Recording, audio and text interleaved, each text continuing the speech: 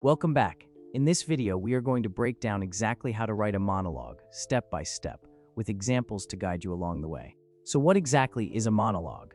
A monologue is a long speech delivered by a single character who is either alone on stage or speaking to other characters who remain silent. If you have ever seen a movie where a character sits in their car, stares out the window, and just starts talking about everything that has been going wrong in their life, that is a monologue. Think of a monologue like a diary entry that someone actually speaks out loud. It gives your reader or audience a direct window into a character's inner world, their thoughts, feelings, fears, and desires, without any other characters interrupting. Monologues are one of the most powerful tools in any writer's toolkit. They can reveal a character's deepest secrets, expose their true motivations, or show us something that every other character in the story is completely missing. Now let's get into the steps. Writing a great monologue takes practice, but it is not as hard as you might think. Follow these 7 steps to create monologues that your audience will not forget. Step 1. Give your character a clear reason to speak. The most important rule of monologues is this: someone only speaks when they have something to say. A character should never go on a long speech just because the story needs one. There has to be a reason. What pushes a character over the edge? What forces them to finally open their mouth and let it all out? Here are some common triggers that work really well.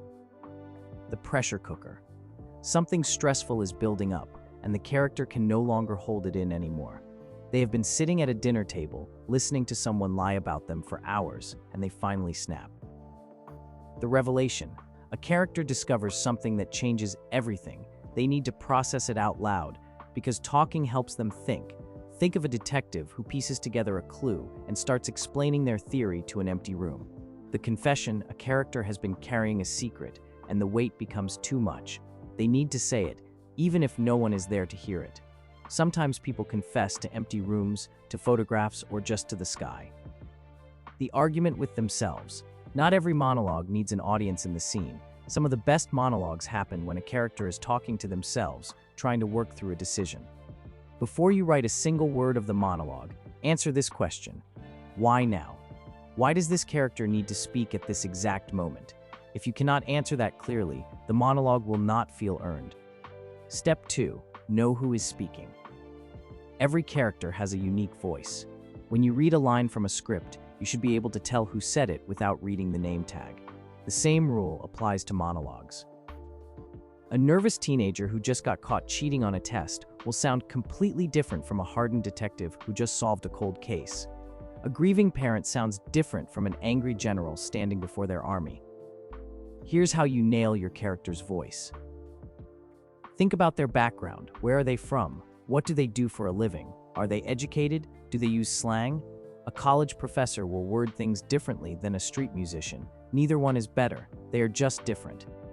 Think about their emotional state. Is this character angry, sad, scared, or triumphant? Their emotions should shape the rhythm of their speech. An angry character speaks in short, sharp sentences. A sad character might trail off mid-thought. A scared character repeats themselves. Think about what they want. Every character wants something. In a monologue, that want drives everything they say. Are they trying to convince someone themselves, the audience? Once you know what they want, every sentence should move toward that goal. A great way to practice this is to read your monologue out loud in your character's voice. If it sounds like you saying the words instead of your character, rewrite it until it sounds different. Step 3. Build an emotional arc. The best monologues do not just ramble from point A to point B, they take the audience on a journey. There is a beginning, a middle, and an end, and each part shifts the emotional temperature. Here's a simple structure you can follow for building that arc. Start with the surface. Begin with something safe, something the character can talk about without getting too vulnerable. Maybe they are describing a scene, recounting an event, or making a casual observation. This is the warm-up lap. Drop the mask. Somewhere in the middle, let the real emotion break through. This is where the character stops pretending and gets honest. It might be a moment of anger, it might be a moment of grief, it might be a moment of terrifying clarity. Land somewhere new, end with a shift. The character should not be in the exact same emotional place where they started. Maybe they found peace, maybe they made a decision, maybe they realized something that changes everything. Here's an example of what this looks like in practice. A character starts by calmly describing the last time they saw their estranged brother. They talk about the weather, what he was wearing, and what he said before walking out the door. That is the surface. Then, halfway through, their voice cracks and they admit they never got to say goodbye. That is the mask dropping. And they end by saying they are going to find him no matter how long it takes. That is the landing. See how that moves from calm to raw to determined. That is an emotional art. Step 4. Keep it short. This might surprise you, but the best monologues are usually shorter than you think. A powerful monologue can be just 3 or 4 sentences long if those sentences hit hard enough. Here's a rule of thumb. Aim for 1 to 2 minutes of spoken delivery. That is roughly 150 to 300 words. Anything longer risks losing your audience's attention, unless the emotional intensity is off the charts.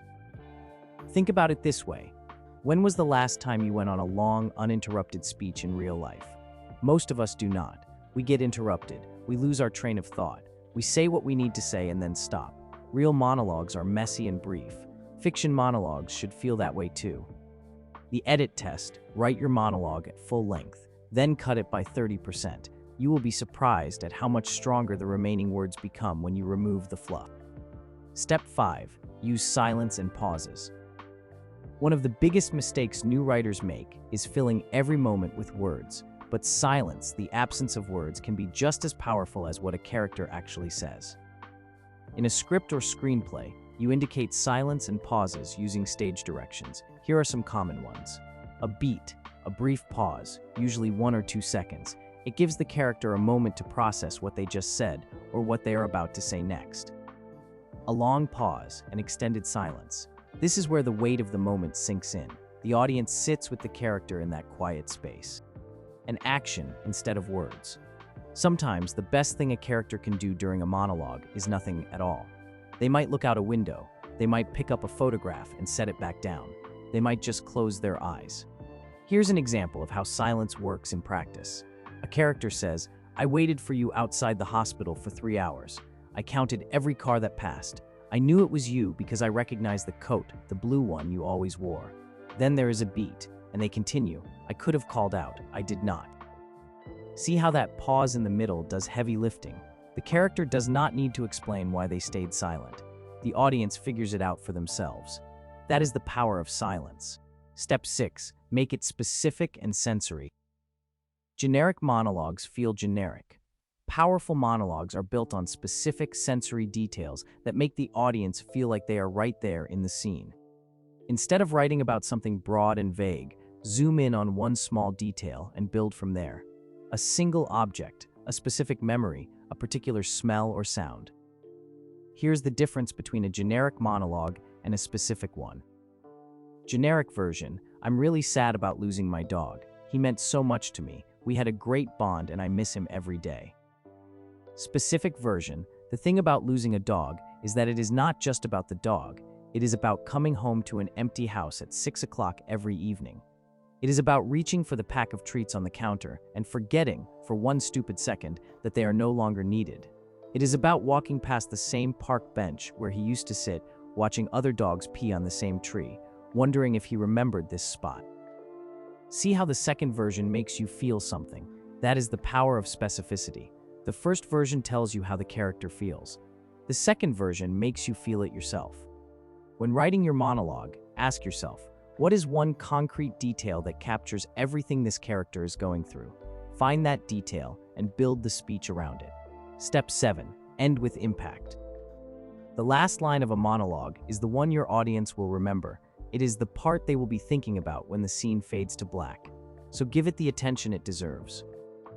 Here are 3 types of endings that work particularly well. The decision: the character arrives at a firm conclusion. They have talked themselves into or out of something, and now they know what they are going to do. "I'm going back tomorrow, and this time I'm not leaving without an answer." The question: the monologue ends on an open note, one that the audience has to sit with. If she really loved me, why did she lock the door from the inside? The image ends with a vivid visual that lingers in the mind.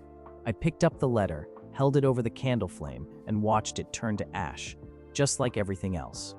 A strong ending does not need to explain everything. It needs to land with enough force that the scene does not just fade out, it resonates. Here are 2 original monologue examples so you can see how these steps come together in practice. Read them out loud and notice how each one uses the techniques we just discussed. Example number 1, a confession.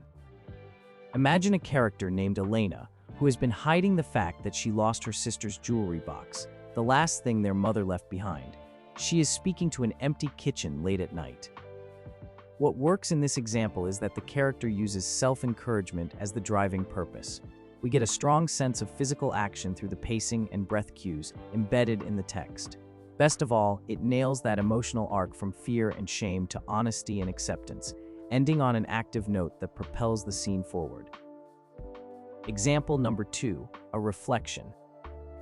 Now imagine a character named Marcus sitting on a dock at dusk, thinking about the summer he turned 16, the one where nothing happened and everything changed at the same time.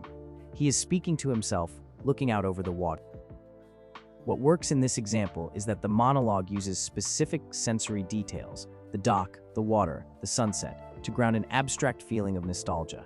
The emotional arc moves from wistful reflection to honest self-assessment, ending on a note of quiet acceptance. The circular return to still sitting echoes the opening image of sitting on the dock. Here's your challenge. Pick a moment from your story where a character has something important to say but has been holding it back. Maybe they are angry, maybe they are grieving, maybe they are finally ready to tell the truth. Now write their monologue, but follow these 3 rules.